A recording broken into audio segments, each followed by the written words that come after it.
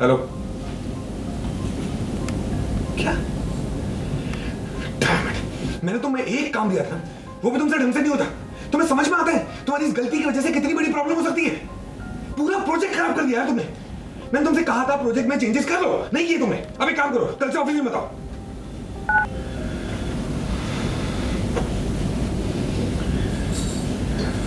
अब श्लोक को क्या है ना, वो बेचारे उनको मूड स्विंग्स आते रहते हैं मेरे पति देव को, तो बस उनका मूड ठीक करने के लिए मुझे थोड़ा सा नौटंकी करनी पड़ी एज़ यूजुअल। अब वो अगर इतनी नौटंकी करेंगे तो फिर मुझे भी तो नौटंकी करनी पड़ेगी।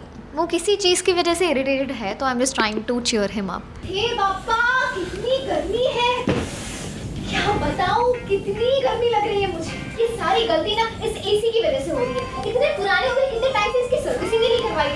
सर्विसिंग नहीं करवाएंगे तो कूलिंग क्या खाक होगी। अगर सर्विसिंग करवा भी ली तो कौन सी ज्यादा कूलिंग हो जाएगी, इनफैक्ट इलेक्ट्रिसिटी बिल ज्यादा आ जाएगा। श्लोक, हम एक काम करते हैं, नए एसी मंगवा लेते हैं, क्या ना, इससे कूलिंग की कूलिंग भी हो जाएगी और हमारे इलेक्ट्रिसिटी बिल भी कम आएंगे। पागल हो गई हो? इतना क्यों बोल रही हो? कभी चुप नहीं बैठ सकती है तुम फॉर चेंज? जो उल्टा ही हो गया मेरे लिए। वो खुद तो कुछ बोलते हैं नहीं, तो अब मुझे ही बोलना पड़ेगा ना। मतलब ये बहुत सारे कपल्स को रिलेट कर पाएंगे। जैसे कि मेरे घर में मेरे पापा ऐसे हैं जो शांत रहना पसंद करते हैं, तो तब मेरी मम्मी अकेले अकेले बड़बड़ाती रहती है, मुझे फ़ोन करके बताए तेरे पापा कुछ बात नहीं करते मुझसे, ये वो।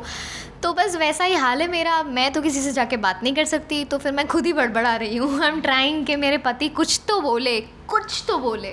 मैं कहाँ कुछ बोली, मैं तो बिल्कुल चुप थी।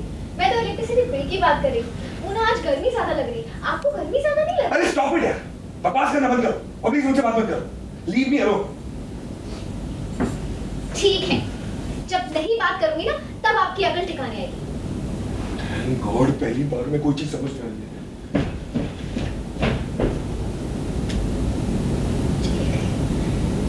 इंसल्ट हो गई मेरी। पापा, पूरी दुनिया की खासियत आपको मेरे पति में ही रहती थी। अब आप भी बताइए, मैं इतना भी नहीं बोलूंगी तो वो तो बिल्कुल भी नहीं बोलेंगे, फिर दोनों चुपचाप बैठे रहेंगे। तो ऐसे तो लाइफ में मजा नहीं आएगा। उनका मूड ठीक करने की कोशिश करी थी और बोल के मुझ पे ही चिढ़ गए। लाइफ का तो जमाना ही नहीं है। इस बार मैं नहीं मानने वाली, बोलूंगी ही नहीं। तब उनकी